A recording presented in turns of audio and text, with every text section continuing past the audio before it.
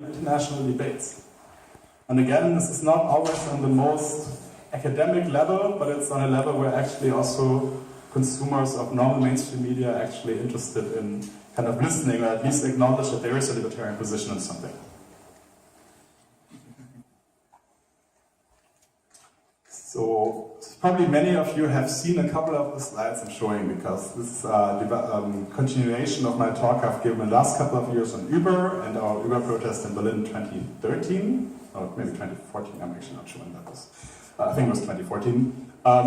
But for those who are new of you, and maybe those who have already listened to it, just as a to refresh your memory and also encourage you to go more on the street or into the social media and expose people to our ideas, I would say that there are three different variables, or maybe not variables, but components which really help you to determine whether you should choose a topic and when you should choose a topic. It's the same in entrepreneurship. Sometimes really stupid people just have to be at the right time, at the right place, and they become billionaires.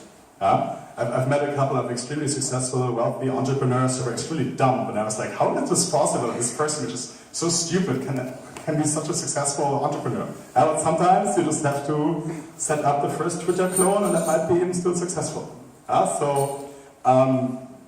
The first point, in my opinion, is relevance. For instance, if we would have talked about free trade or free trade agreements 5 years ago when we started ESFL, it was not a topic at all.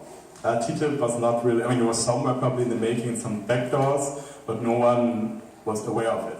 So whereas if we would say now, for instance, trade agreements, free trade agreements are actually an issue. Another topic, for instance, at the moment would be if you would do something on, as you did, for instance, today, or you're about to do today. I think you have this info round on Turkey with Özgür, right? So this is currently a relevant topic, and people actually probably lots of, did it already happen, or is it going to happen later today? I'm not sure. I saw an email while I was still on the road. Anyway, it's probably lots of people attended it because it's a relevant topic at the moment. We all want to know what's happening in Turkey, or at least most of us. And that's also when you want to organize like an event on campus, or a protest, or you want to write an op-ed in media, an opinion piece for a newspaper or for a blog. If you want that people are interested in it, probably choose something that is currently relevant, and not something that is not relevant anymore. For instance, if you talk about the corruption in the International Olympic Committee, IOC, probably now is a good time to do it, because everyone watches the Olympics. I don't do, because I think it's silly in status. But in general, people currently have a certain awareness for athletics, and for the next 4 years they won't. Because no one cares in these 4 years between about the Olympics, and all these obscure sports suddenly people get really excited about. But that is currently a relevant topic. Then something I encourage usually to do is to see if already different other organizations, especially from the other side, are organizing any protests or campaigns on a certain topic. For instance, when we just got Uber in Germany about, I think it was 2.5 years ago, the taxi lobby immediately went berserk. They hired PR guns in order to fight Uber. They said it's illegal, it's unsafe, it's the devil. It's the devil, and everyone is going to die because of Uber. So, and suddenly people, especially people in smaller towns where there was no Uber, told me, oh, this Uber must be really dangerous, I hope you don't use it. But I'm using it every day, well, not every day, but a couple of times per week, and it's totally fine. But usually, it's really easy, especially for those who don't promote liberty, to work with fear. Right? Responsibility is evil, if the government is not controlling it, we're all going to die, our food is going to be poisoned, yada, yada, yada. So, in this case, there was basically a discussion about Uber, and the taxi lobby, Europe-wide, organized a European-wide strike. So for a couple of hours, taxi drivers from all big European cities went on strike. Because that's what good taxi drivers do. When they see competition, they stop working. That was kind of their way of saying we don't like that we have competitors. During that time, by the way, Uber was offering 50% off for all these people who needed like a transportation, which was kind of a nice touch. So I thought when I read this strike was going to happen, the same day when I read it in the morning, and a big motorcade of taxis would drive through Berlin to the main stadium. I was like, okay, this could be interesting, because probably on our side, on the pro-liberty side, we probably don't have competitors who sit on this topic. There is no big free market think tank in Germany. There is no other grassroots organization, like free market libertarian grassroots organization, There's one, and it's called students' fluidity. It's more than 100 countries in the world, but we don't have many competitors. And the conservatives, even if they would rather be fine with something like Uber, they wouldn't go on the street to fight for like an internet company moving cars, right? So that's why we basically very quickly decided that the Uber topic is probably our sharing economy issue in general. Is an issue we as Students for Liberty can really show, we can embrace competition, we can embrace innovation, and we can be the one voice and those who shape the narrative for more innovation and competition in various industries. Could be like car sharing or ride sharing, like Uber. Can be bed sharing, or we call this Airbnb, apartment sharing, flat sharing. I don't know how it's called. But we have all these different innovations. So maybe you've recently seen Tesla, these electric cars. You know, there are lots of traditional car companies who try to ban Tesla. I think in New Jersey now, Tesla is not allowed to go through car dealers. And there's like all these crony capitalists who try to stop this one company, because suddenly there's this guy who actually comes from a payment service, PayPal, and he builds up a totally new automotive line, or like he innovates in this industry, and the dinosaurs in it cannot really compete.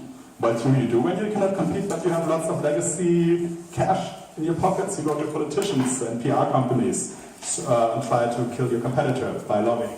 That's the opposite of what we embrace, right? We embrace the competition on the market. So the best product or the most wanted product will actually win. So there was recently, Uber has this kind of autopilot feature, but it's still a beta version, it's experimental. And someone was watching a Harry Potter movie instead of taking care of his Uber car.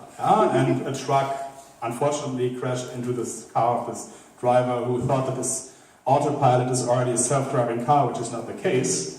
And Uber actually says this, like, hey guys, this is the beta version, still have your hands on the steering wheel. And someone took it a bit too laissez-faire, and he died, which is very unfortunate. But the same day, probably hundreds of people in the same country in the US died in an ordinary car accident with a car which has not even a sort of autopilot feature. But suddenly everyone says, oh, we need to regulate this. Germany was immediately, all this autopilot will be banned in Germany, and so on and so forth. Yesterday I just read a story that actually someone got a lung embolia or something like this, like some pneumatic problem. He was about to die, he was in his car in Missouri, really far away from the next hospital.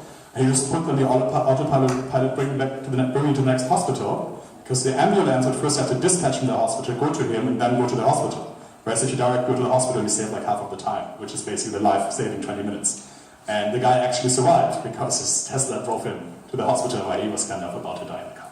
So, but this story then is not that politicians say, oh, this is great, we should only have self-driving cars. But you don't hear that. And I think it's more up to us actually to embrace these great stories of innovation and competition and tell these stories and be the advocate for innovation and competition.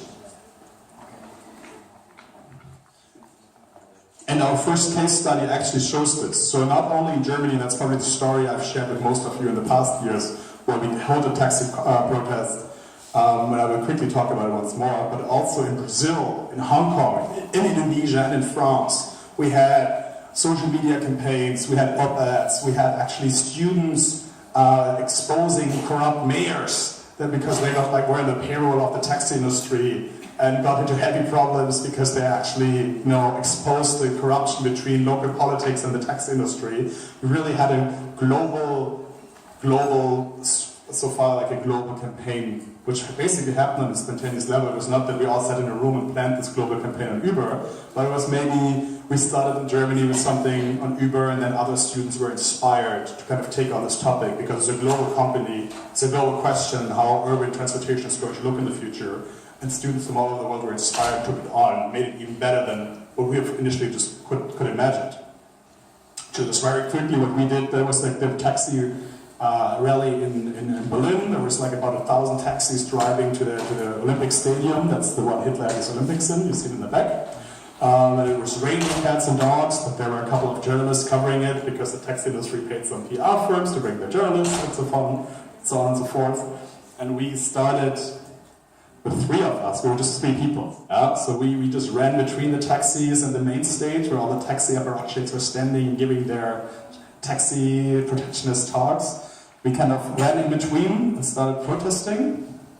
And then the taxi drivers got really angry at us and started throwing coins at us because they called us hired guns. But we just were to say, like, Uber didn't pay us. We paid the Uber to get us to the place, to the protest venue.